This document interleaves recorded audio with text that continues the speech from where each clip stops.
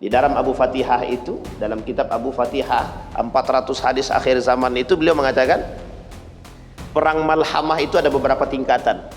Satu di antaranya nanti akan ada perperangan Syria atau Suriah yang akan melawan Romawi, dalam perang yang besar, dan diakhiri dengan perang Malhamah yang besar antara umat muslim dengan dan kelak itu akan terjadi dalam urutan perang Malhamah itu. Setelah terjadi perang Malhamah akan terjadi penaklukan Konstantinopel, Fathul Konstantiniyah, Turki, Istanbul sekarang. Istanbul sekarang itu Konstantinopel dulu, dan akan menjadi Konstantinopel sekarang. Jadi nanti kekuatan Islam itu nampak cemerlang. Hari ini sudah nampak itu Pak, sedikit demi sedikit itu. Bukti nyata dekatnya hari kiamat itu sudah semakin jelas itu. Jadi kalau ada yang bilang kita ini tidak di akhir zaman, itu kayaknya beliau kurang pengamatan itu. Sekarang betul-betul berada di akhir zaman, betul-betul berada di akhir zaman itu. Asyhadu an la ilaha illallah wahdahu la syarika lahu wa asyhadu anna Muhammadan abduhu wa rasuluh la nabiyya ba'd. Allahumma salli wa sallim wa barik ala hadzal nabiyil karim. Allahumma salli ala Muhammad wa ala ali Muhammad fil alamin innaka Hamidum Majid. Ya ayuhan nasu attaqu rabbakum alladhi khalaqakum min nafsi wahidah wa khalaqa minha zawjaha wa batha minhuma rijalan katsiran wa nisaa'a wattaqullaha alladhi tasaaluna bihi wal arham innallaha kana 'alaikum raqiba. Wa qala Allah ta'ala ya ayyuhalladzina amanu taqullaha wa qulu qawlan sadida yuslih lakum a'malakum wa yaghfir lakum dhunubakum wa may yuti'illaha wa rasulahu faqad faza fawzan 'azima.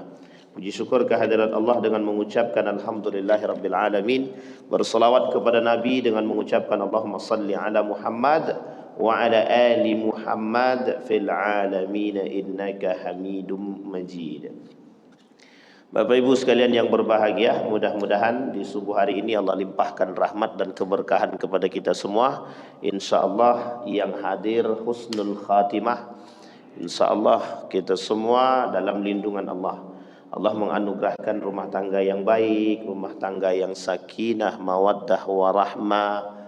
Allah anugerahkan anak-anak yang saleh, dan Allah menganugerahkan anak-anak yang taat kepada Allah dan berbakti kepada kedua orang tua. Untuk orang tua kita yang telah mendahului kita, Allah tempatkan di tempat terbaik di sisinya. Allah terima amal ibadahnya, Allah kumpulkan kelak bersama orang-orang yang saleh. Amin ya rabbal alamin. Untuk orang tua kita yang masih hidup, Allah sehatkan, Allah kuatkan, Allah limpahkan rezeki, Allah kemudian menjadikan orang tua kita orang tua yang selalu sayang kepada anaknya. InsyaAllah husnul khatimah. Baik Bapak Ibu sekalian yang berbahagia, di subuh hari ini kita mendoakan guru kita Ustaz Dr. Hasbullah yang sedang safar sedang safar. Allah lindungi beliau, Allah sehatkan beliau, Allah kuatkan, Allah murahkan rezeki, Allah istiqamahkan keikhlasan beliau dalam berdakwah. InsyaAllah kita termasuk golongan orang-orang yang husnul khatimah. Amin. Baik Bapak Ibu sekalian yang berbahagia, di subuh hari ini saya ingin coba mengangkat satu hadis daripada baginda Nabi Muhammad sallallahu alaihi wasallam. Kata baginda Nabi Muhammad sallallahu alaihi wasallam, umranu baitil maqdis wa khurabu yathrib wa khurabu yathrib wa khurujul malhamah wa khurujul malhamah wa khurujul Qastantiniyah wa khurujul Qastantiniyah wa khurujul Qastantiniyah wa khurujud Dajjal.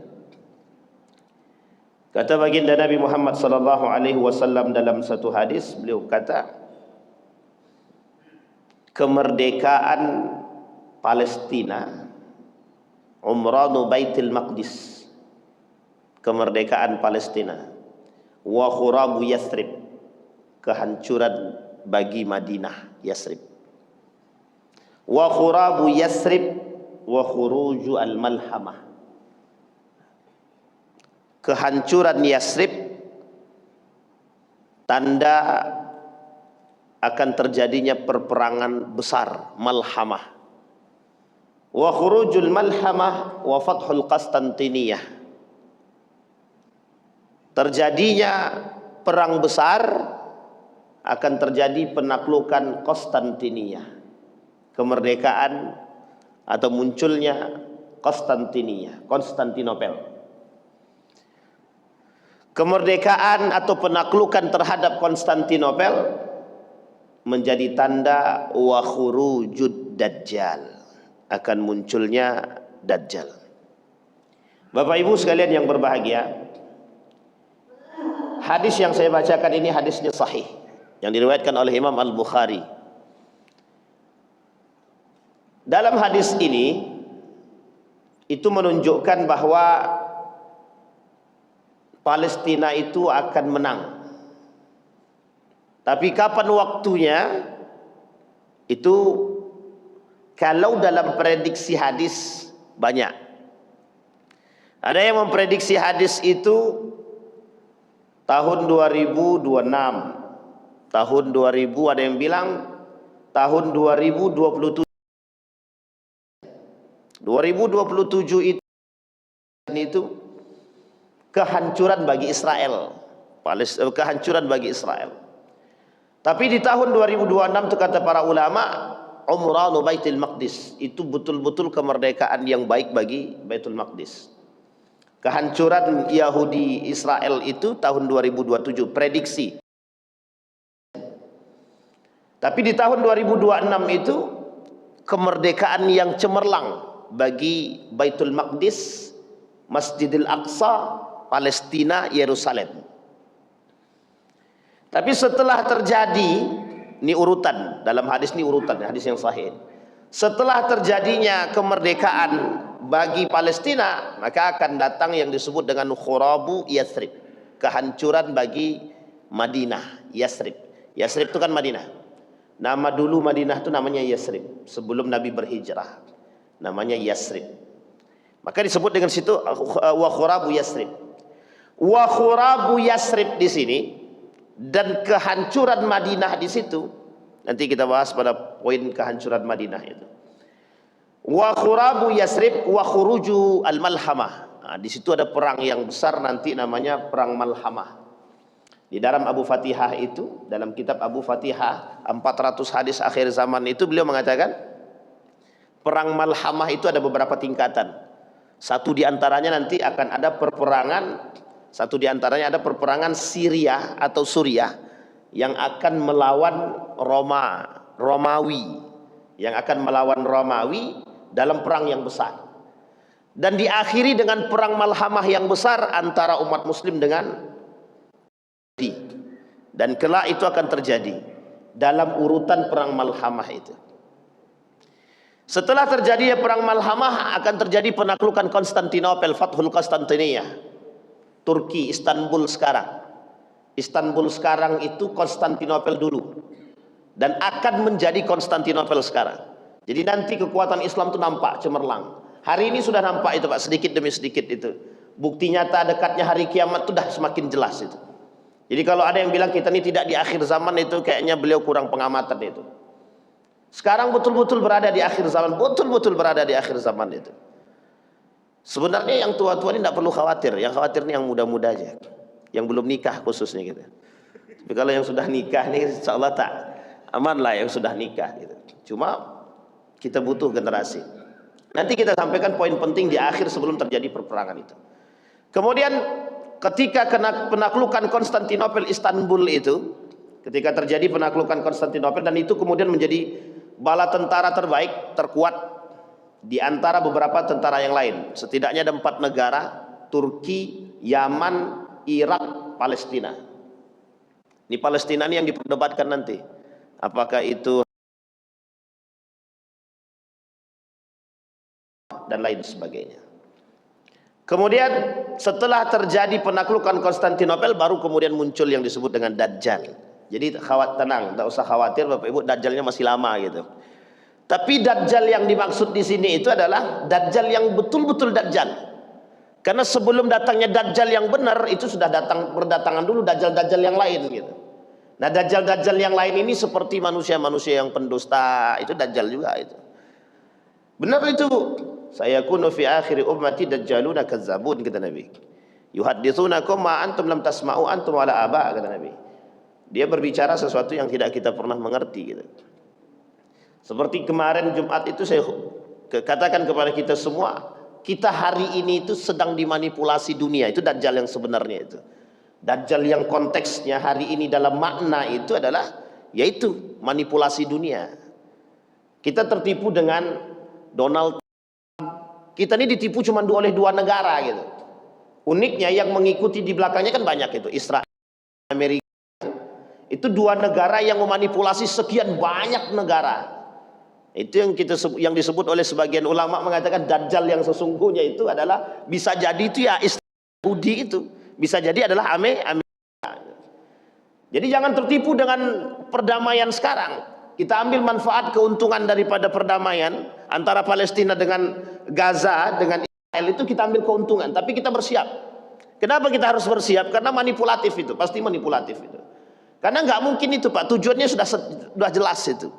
Sebelum bendera Yahudi itu, sebelum bendera ini terpampang besar di akhir perbatasan Mesir, mereka nggak akan pernah diam itu, nggak akan pernah. Jadi Bapak Ibu, kalau sekarang kita lihat itu, kok begini keadaan, kita perang sana sini, ya memang begitu Pak. Akhir zaman itu ya begitu. Itu semakin menunjukkan bahwa kita berada di akhir zaman. Semakin. Kita mulai kuliti satu-satu dari hadis tersebut. Umranu Baitul Maqdis, kemerdekaan Baitul Maqdis. Hari kemarin itu tepat 200 tahun Tufanul yang genosida yang dilakukan oleh mereka tepat 200 tahun yang dialami oleh anak-anak yang ada di Palestina, di Gaza, di Rafah dan lain sebagainya. Ketika Turki Utsmani runtuh, habis. Disitulah perjanjian Inggris dengan dalam Perang Dunia Pertama. Nah, ini sejarah itu tak pernah menipu memang. Ketika menang atas Turki Utsmani dalam Perang Dunia Pertama, itu perjanjiannya sudah jelas. Perjanjiannya adalah dengan Yahudi, kalau menang Inggris maka Palestina, Yerusalem diberikan kepada Israel. Itu perjanjian tuh Pak, nggak boleh diingkari. 1948 itu sudah terjadi pengakuan resmi, meskipun yang mengakui cuma 10 negara, sisanya nggak ngakuin, atau lebih tepatnya mereka diam terhadap Israel itu. 1898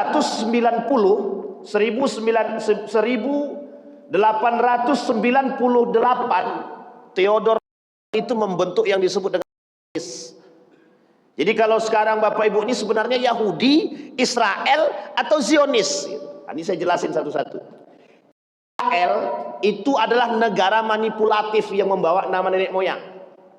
Negara manipulasi, negara yang tidak sesungguhnya, yang membawa nama nenek moyang Bani Israel, yang dipelopori oleh Yahudi, yang diperkuat oleh benteng-benteng Zionis. Jadi ketiga-tiga ini berbeda sebenarnya, berbeda. Israel itu yang tinggal di Israel, itu Israel, Pak. Meskipun yang bergabung di Israel di sini tidak murni orang Israel.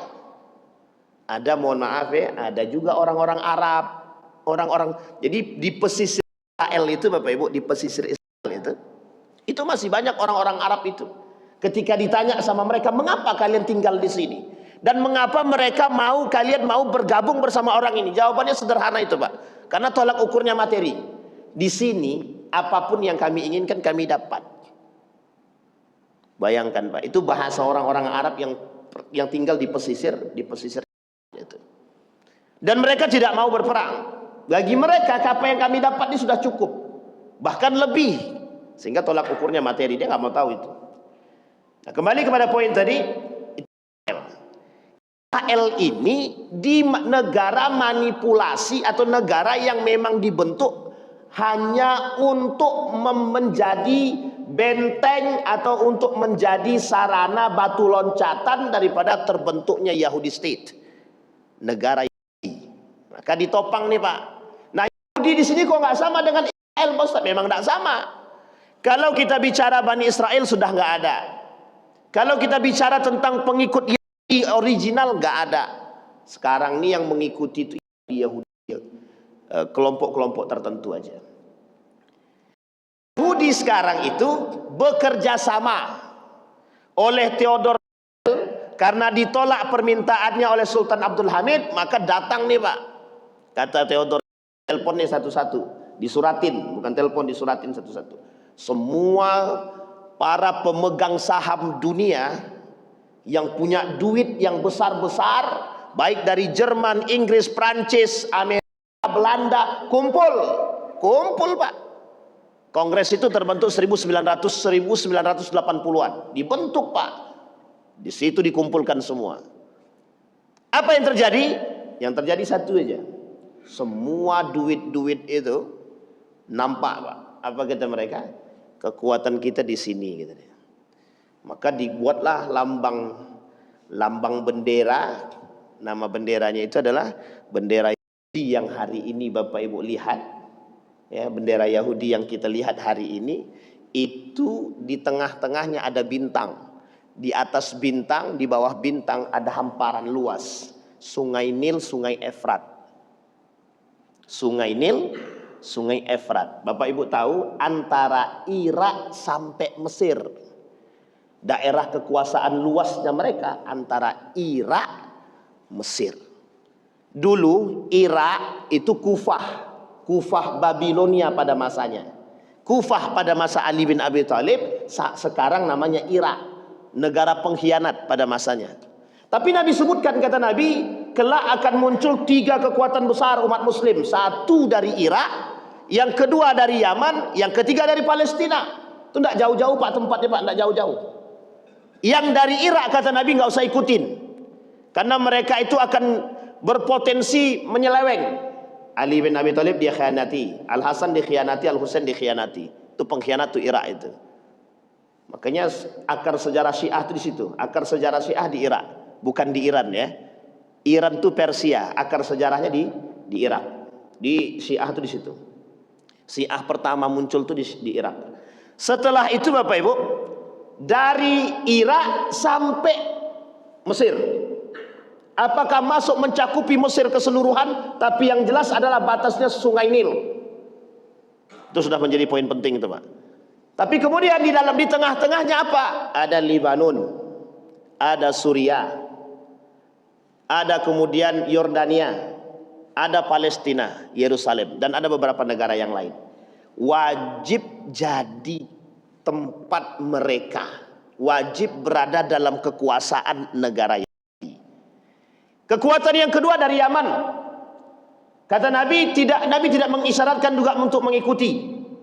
Tetapi Nabi tidak mencela Yaman, karena kota yang paling, negara yang paling mendapatkan doa oleh Nabi itu Yaman. Yaman. Sampai Nabi bilang dalam hadisnya begini, dalam satu hadis itu begini. Anal Yamani. Kata Nabi, Anal Yamani. Saya itu, apakah Nabi mengartikan dalam artian aku ini orang Yaman? Apakah Nabi mengartikan aku bersama orang-orang Yaman? Dan ini diperdebatkan oleh ulama hadis. Benar nggak Nabi orang Yaman itu? Kalau Nabi orang Yaman kok silsilahnya berbeda? Tapi yang bicara itu Nabi, bukan orang lain. Nah, maka dipahami oleh para ulama. Dalam hadisnya Anal Yamani, itu dikatakan oleh para ulama, sebagian mengatakan bahwa Nabi bersama orang-orang Yaman. Atau makna yang selanjutnya, yang ketiga, akan banyak keturunan-keturunan Nabi yang ada di Yaman. Dan itu terbukti Pak. Bapak Ibu sampai ke Yaman itu, memang negara kecil, tidak memiliki kekuatan yang seperti Turki, tidak memiliki kekuatan seperti yang lain. Tapi coba lihat keberpihakan Yaman dari dulu sampai sekarang. Apa keberpihakannya? Enggak pernah namanya keluar daripada untuk tidak berperang dengan Israel. Sampai hari ini Pak, konsisten dia istiqamah Yaman itu bersama Palestina. Maka kata Nabi, kekuatan yang kedua akan muncul di Yaman. Di Yaman. Tapi Nabi tidak menganjurkan ke sana. Kenapa? Karena di Yaman itu tidak memiliki kekuatan yang baik. Hanya saja keberpihakan Yaman tetap tak akan pernah berpaling. Negara yang didoakan oleh Nabi. Kata Nabi, ya Allah berikan keberkahan pada negeri Yaman. Ditanya pada para sahabat, bagaimana dengan Najd? Nabi kemudian berkata, keberkahanlah kepada negeri Yaman. Sahabat tanya lagi, bagaimana dengan Najd? Nabi bilang lagi, keberkahan bagi negeri Yaman. Terus sahabat bertanya lagi, bagaimana dengan Najd? Kata Nabi, Najd itu tempat keluarnya tanduk setan katanya. Nabi bilang langsung, ulama berbeda pendapat tentang makna tanduk setan itu dan Najd itu sendiri. Ada kalimatnya, tanduk setan itu yang diperdebatkan, yang kedua Najdnya. Itu para ulama itu Timur Tengah, daerah Timur Tengah. Itu menjadi poin penting Pak. Timur Tengah itu yang mana lagi? Yang mana lagi Timur Tengah tersebut? Jadi intinya kalau dari hadis-hadis akhir zaman itu Pak, kita bisa sorotin.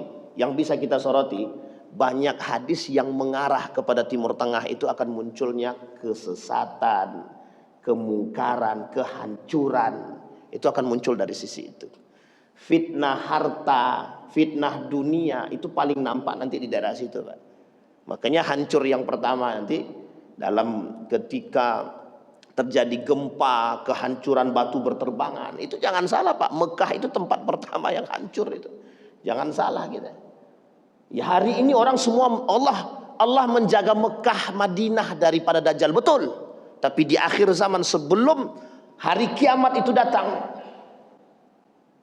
yang terjadi kehancuran itu dari Mekah. Batu-batu berterbangan. Madinah hancur, lebur. Dan itu jangan salah.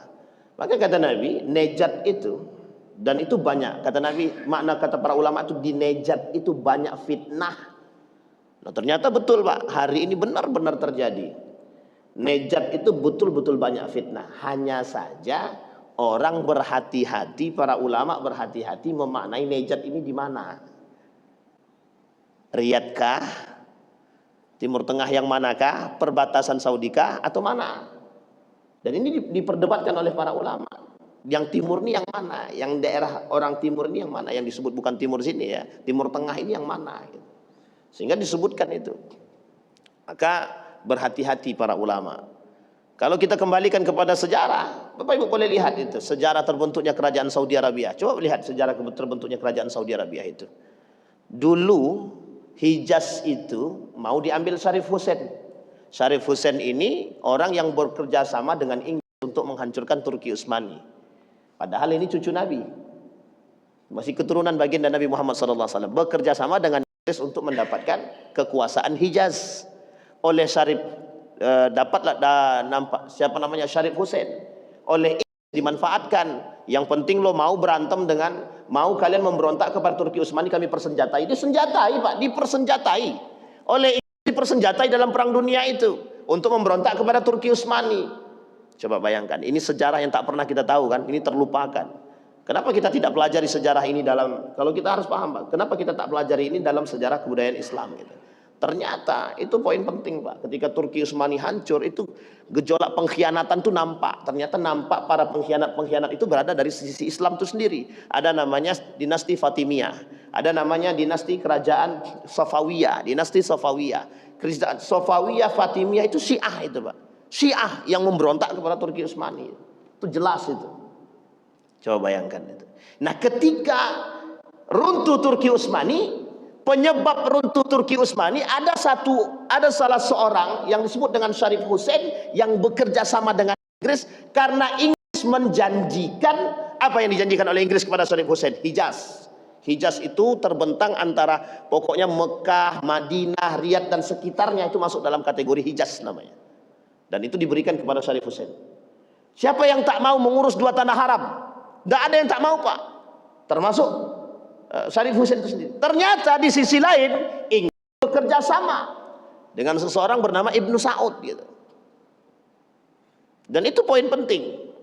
Dan terjadi ternyata pertikaian itu. Syarif Hussein di akhir hayatnya diasingkan oleh Inggris ke Yordania. Salah satu bentuk yang diberikan, perjanjian yang diberikan oleh oleh Inggris pada Syarif Hussein dan keluarga, diangkatlah anaknya menjadi gubernur Yordan. Gubernur Yordan pada masanya. Sampai akhir hayatnya Syarif Hussein berada bersama anaknya di Yordania.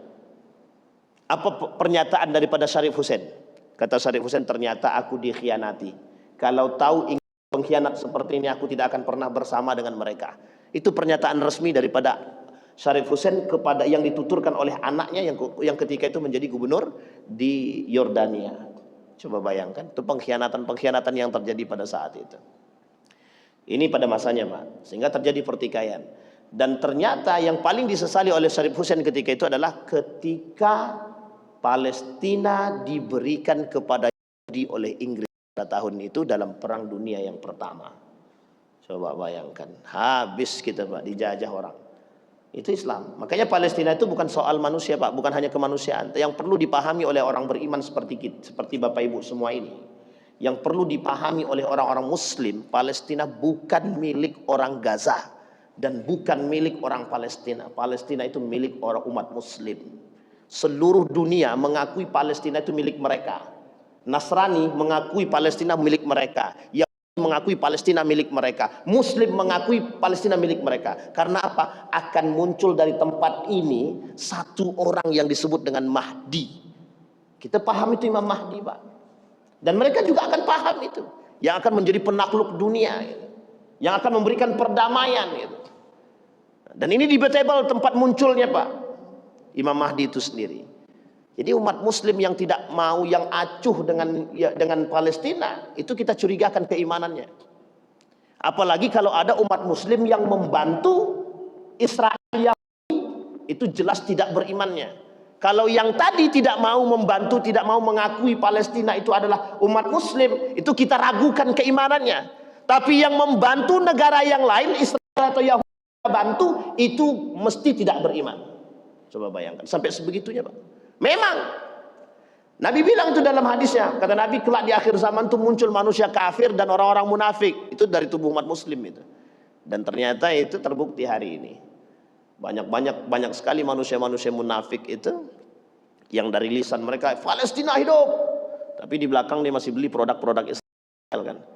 Uniknya, relawan-relawan dari Indonesia yang datang ke Palestina balik ke tanah air dicaci maki, dihujat oleh para penduduk di tanah air, oleh sebagian penduduk tanah air.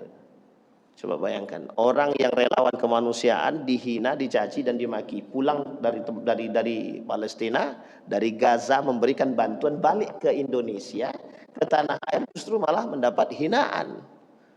Coba bayangkan, sudah mati-matian, Pak, taruhannya nyawa, Pak. Dari 40 kapal yang mereka bawa, 20-nya hilang. 20-nya hilang, 2-nya ditahan oleh Israel sampai Perdana Menteri Malaysia mencari tahu harus bagaimana untuk mengeluarkan mereka. Coba bayangkan, 18-nya lagi tak terdeteksi sama sekali. Hacker dunia tak bisa menghacker, Pak. Kurang canggih apa Israel itu? Kurang canggih apa? Diletakkan di daerah yang tidak bisa terakses oleh internet. Coba, negara mana itu? Kurang terpencil apa negara itu? Bayangkan, itu kelakuan daripada Israel, Pak. Dan Bapak Ibu tahu kenapa mereka minta semua kapal itu harus masuk lewat satu jalur. Mereka yang checking barang itu, Pak. Mereka yang harus ngecek barang itu, agar mereka bisa memasukkan yang mereka inginkan. Seperti yang mereka lakukan pada tahun sebelumnya. Apa itu? Mereka masukkan racun-racun itu, Pak. Mereka campurkan racun-racun itu dalam makanan-makanan anak-anak itu. Coba bayangkan.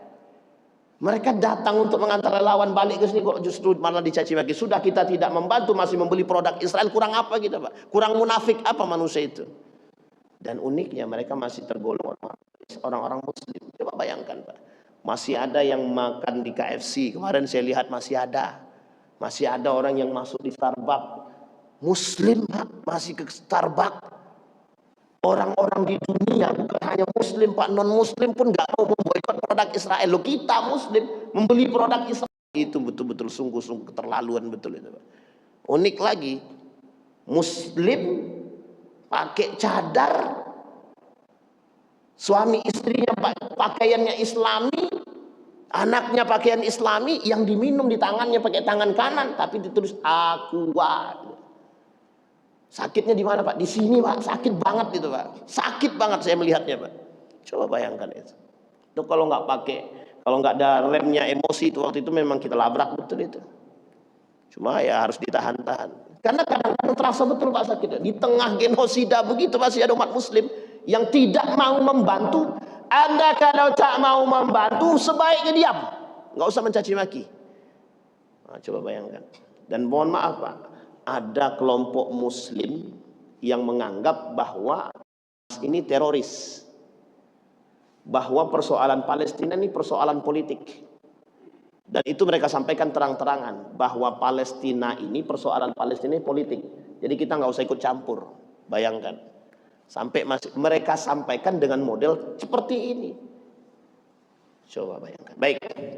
Maka kata Nabi akan terjadi kemerdekaan Palestina. Kemarin sudah terjadi 100 lebih negara mengakui kemerdekaan Palestina, termasuk salah satunya Prancis dan Inggris juga. Uniknya mengakui kemerdekaan Palestina, akses ke Gaza tidak dibuka. Uniknya, akses ke sana tidak dibuka. Kata Donald bersama Israel, mereka cuma berdua, Pak. Berdua dari sekian banyak negara, tidak ada satupun negara yang bisa ketok palu kemerdekaan Palestina. Nggak ada. Sekian banyak negara berada di bawah naungan dua negara. Kalau bahasa kita nih berada di bawah ketiaknya. Apa itu? Israel, Amerika, kemudian mengangkangi negara-negara yang lain, termasuk di dalamnya negara-negara Islam yang lain. Diplomasinya kencang, menerobos blok itu aja nggak bisa, nggak bisa. Bapak Ibu tahu alasannya apa? Sanksi ekonomi dan politik yang mereka takuti. Padahal tinggal berperang Pak. Qatar dihancurkan, diam. Coba bayangkan. Akhirnya Yahudi membangun kerjasama dengan Afghanistan yang punya nuklir. Tujuannya apa? Tujuannya untuk memperkuat sayapnya lain. Ketika terjadi kasus dengan Amerika, dia bisa bertahan Pak. Karena ada Afghanistan, negara yang paling ditakuti oleh Amerika. Negara yang paling ditakuti oleh Amerika Pak, ada di sini Pak, Afghanistan. Coba bayangkan. Nah, ini poin penting dalam jalur ini yang kita pahami. Baik, maka Bapak Ibu sekarang terjadi namanya perdamaian. Lagi-lagi kita sampaikan kepada kita semua, jangan percaya dengan perdamaian yang dilakukan oleh Israel, Amerika terhadap Gaza. Kita ambil keuntungan dari perdamaian. Apa keuntungannya? Kita menambah kekuatan.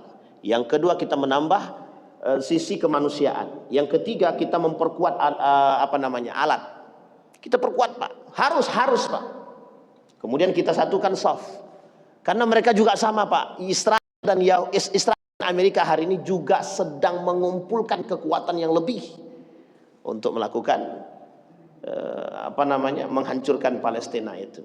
Karena negara-negara yang lain itu udah nggak bisa berkutik, karena semua di bawah Amerika. Amerika bilang begini, mau kami investasi, mau silahkan, nggak usah ngomong tentang Palestina. Nggak ngomong Pak. Pariwisatamu mau aman, silahkan, nggak usah ngomong tentang Palestina. Nggak Pak. Coba bayangkan, cuma diomongin begitu Pak. Semua lantang di podium, tapi tak lantang di lapangan. Makanya mohon maaf, kalau kita bicara tentang persoalan tersebut, memang hari ini yang nampak itu Iran. Itu pun angat-angatan itu. Iran pun begitu Pak, Iran itu.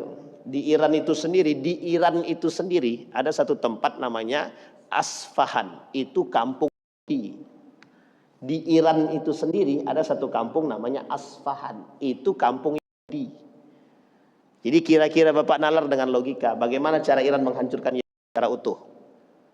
Bagaimana cara Iran menghancurkan ya? Yang dihancurkan oleh Iran itu Israel, bukan Yahudi. Israel, bukan Yahudi. Kenapa demikian? Karena tetap masih ada campur tangan Yahudi.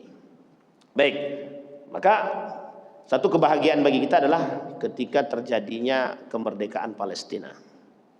Nah, setelah terjadi kemerdekaan Palestina, kalau kita melihat dari jalur diplomasi sekarang dan politik, hampir terjadi kemerdekaan bagi Palestina. Hampir terjadi. Yang kedua, ketika terjadi kemerdekaan Palestina, muncul wa khurabul Madinah, wa khurabul Yasrib. Akan terjadi kehancuran bagi Madinah, Yasrib. Sekarang kita lihat kehancuran yang dimaksud apa. Satu-satu Pak, disisipin. Dulu Turki Utsmani itu sangat garang Pak. Ketika anak-anak mereka pada kuliah di negara-negara Eropa, mereka tercuci otak sekulerisme, pluralisme, liberalisme. Gaya berpikir yang sekuler itu mereka bawa pulang ke tanah air Turki. Apa yang terjadi? Pemberontakan besar-besaran yang mereka lakukan untuk menggeser nilai-nilai agama ke nilai-nilai sekuler. Itu terjadi Pak, terjadi. Inilah salah satu cara yang akan mereka lakukan untuk menggeser nilai-nilai agama yang ada di Yasrib. Dengan cara begitu. Jadi kehancurannya bagaimana? Dengan model nilai-nilai, menggeser nilai-nilai. Sama Pak, di negara kita juga begitu. Dulu negara kita ini kalau kita lihat itu, sejarah kita kembalikan Pak, pakaian ibu-ibu itu rapi, pakaian muslimah, pakaian Melayu namanya. Sampai semua pakaian itu ke bawah pantat. Geser sedikit nilai-nilainya Pak. Cara menghancurkannya begitu, budaya. Hancurin sedikit-sedikit, geser sedikit-sedikit. Sekarang jangankan pantat, paha pun bisa dibuka ya. Itu gaya-gaya cara begitu. Dan itu terjadi Pak sekarang. Mulai terjadi. Di negara-negara Arab itu mulai terjadi. Bapak Ibu kalau mau lihat seperti ini faktanya, bolehlah datanglah ke Riyadh. Coba tengok di Riyadh itu. Masya Allah. Pergeseran nilai-nilai itu sedikit demi sedikit itu. Ngeri Pak, ngeri banget. Nah awal mula kehancuran itu dari situ. Awal mula kehancuran itu situ. Nilai Islam itu bergeser sedikit demi sedikit. Maka disebut itu kehancurannya di situ. Nilai Islam tidak lagi dipegang, agama tidak lagi menjadi sandaran, ekonomi dunia atau duit, materi itu menjadi poin penting. Hari ini begitu semua. Makanya kenapa mohon maaf negara-negara Islam itu tidak bersuara, karena ekonominya dipegang oleh siapa dan siapa kawan-kawannya. Itu dia. Dubai, Qatar, Bahrain, Oman, Uni Emirat Arab. Apa kurang kayanya Pak? Kalau mereka bersatu saja, kumpulkan dana triliunan, bisa nggak? Bisa banget Pak, bisa banget. Dikumpulkan dapat aja 2 triliun, bagikan ke mereka, berikan kepada Gaza, Palestina, selesai nggak? Selesai Pak. Tapi sampai nggak tuh? Sampai sekarang nggak sampai-sampai Pak. Donasi paling banyak yang diberikan kepada Palestina itu datang dari Indonesia. Nggak boleh nggak bisa nggak diakui itu Pak. Donasi terbanyak itu datang dari Indonesia. Relawan terbanyak itu datang dari Indonesia. Coba bayangkan. Harusnya negara-negara kaya itu kalau mereka mau kumpulkan itu sama-sama muslim tuh, dikumpulkan 1 triliun aja, nggak usah 1 triliun, 500 miliar dari Qatar, 500 miliar dari Uni Emirat Arab misalkan, 500 miliar dari, terkumpul berapa triliun Pak? Kalau 4 negara aja 500 miliar itu berapa? Udah 2 triliun. 2 triliun itu diberikan kepada, selesai Pak. Jangankan rumah sakit, lebih daripada itu bisa mereka bangun. Masalahnya kenapa tidak bisa? Ada perjanjian kah? Ada. Itu yang disebut dengan ketakutan negara-negara Islam itu. Tidak sesimpel itu Pak Ustadz. Memang karena tidak sesimpel itu kita menjadi, kalau bisa disimpelkan. Cuma keberanian yang tidak ada. Yang belum ada, bukan tidak ada. Keberanian yang belum ada. Makanya Yaman Pak, kalau membantu negara, Yaman jangankan membantu negara lain Pak. Sementara listrik yang mati di Yaman aja sampai sekarang nggak hidup-hidup. Mereka nggak bisa membantu secara ekonomi, tapi mereka bisa membantu secara keberpihakan mereka. Baik, itu poin penting. Maka Bapak Ibu, kehancuran negara-negara Arab itu termasuk itu sebagai poin atau landasan kehancuran umat Muslim, menunjukkan kepada kita betapa kecintaan terhadap dunia itu menggeser nilai. Kecintaan terhadap dunia mampu menggeser nilai-nilai. Itu yang terjadi. Nah, salah satu penyebab kehancuran daripada Yasrib itu adalah tergesernya nilai-nilai. Dan saya tak katakan secara frontal di hadapan kita semua, tapi itu yang terjadi. Pergeseran nilai-nilai agama sedikit demi sedikit akan hilang. Dan itulah yang kemudian yang menyebabkan hancurnya agama itu sendiri. Baik, lanjut Pak. Yang kemudian setelah terjadi daripada kehancuran Yasrib yang ditakuti oleh umat Muslim. Kemudian muncul yang disebut dengan malhamah wa khurujul malhamah, perang malhamah. Perang malhamah ini Bapak Ibu sekalian yang berbahagia, perang yang memang terjadi antara umat muslim yang besar, malhamatul kubra. Di sebelum malhamatul kubra ada perang-perang malhamah yang lain. Nanti dimulai daripada Syria atau Suriah ketika melawan daripada yang terjadi di Romawi. Jadi kerajaan Suriah berhadapan dengan Romawi, kemudian nanti umat muslim berhadapan dengan Yahudi, malhamatul kubra. Malhamatul kubranya adalah Yahudi dengan muslim. Kemarin video Ustadz Zulkifli Muhammad Ali sampai ke tempat tersebut dan beliau katakan ketika beliau berada di sana, kelak disinilah tempatnya umat muslim akan bertikai dan berperang dengan Yahudi gitu. Jadi Bapak Ibu, yang namanya negara Yahudi itu bakal terbentuk. Kenapa? Karena kita akan berlawanan dengan mereka. Nah, Bapak Ibu siap sudah berlawanan dengan Yahudi? Siap Bapak Ibu? Awak takutnya Yahudi ada di sini gitu kan? Itu masalahnya. Pengkhianat itu maksudnya. Itu Yahudi garis baru. Yang kita takutkan itu yang kita khawatirkan. Maka Bapak Ibu, salah satu cara yang harus kita lakukan hari ini itu menyatukan, mempersatukan. Ini kita nih dalam masjid aja kita bertikai ini. Kau bukan orang Muhammadiyah, kau orang NU, masjid kau sana ya. Coba bayangkan, hanya begitu aja kita berkelahi, Pak. Padahal masjid rumah Allah, bukan rumah dia. Memang duit dari dia. Gitu. Duit dari dia kan namanya masjid, tetap rumah Allah. Tidak ada masjid rumahnya kita gitu loh. Masjid rumahnya Ridwan. Berarti yang boleh masuk cuma Ridwan, yang lain tidak boleh masuk. Itu bahasa kita sekarang. Maka umat muslim itu terpecah belah tuh karena hal-hal tersebut itu aja. Sederhana Pak, mohon maaf. Kalau kita lihat sekarang nih kondisi umat muslim sekarang nih, kadang-kadang saya ketawa Pak. Kok lucu ya umat muslim sekarang nih, disuguhin duit, ambil yang diinjak kawan sendiri gitu. Itu bahasa sederhana saya. Jadi kadang-kadang saya suka ketawa sendiri. Lah kok bahagia hati umat muslim yang lain ketika ada kawan sendiri yang diinjak gitu kan. Tapi kita kan nggak sadar, kita nggak pernah berpikir sampai sebegitunya gitu. Yang keempat Bapak Ibu, Fathul Konstantiniyah. Fathul Konstantiniyah nih Bapak Ibu, satu simbol kita adalah Konstantinopel ini Bapak Ibu, salah satu tempat yang kelak melahirkan kekuatan besar. Bapak Ibu mau tahu, Turki, militer Turki ini termasuk salah satu militer yang paling ditakuti di dunia. Yang paling ditakuti oleh dunia, di dunia ini, termasuk oleh Amerika, termasuk oleh Israel, itu adalah Turki. Militernya Turki, itu paling ditakuti. Jadi orang kalau latihan, negara-negara asing itu Pak, kalau latihan, itu ke Turki Pak. Latihan-latihan militer itu ke Turki. Coba bayangkan itu. Dan itu terbaik di dunia. Jangan salah. Dan Turki keberpihakannya kepada Palestina jelas. Israel termasuk negara yang masih sungkan terhadap Turki. Makanya Amerika untuk mendekati Turki agak goyang-goyang sedikit. Agak takut Pak. Cuma kita nggak tahu Pak, apa yang akan dilakukan oleh pemerintah Turki atas kebijakan mereka terhadap Palestina dan Gaza atau Israel.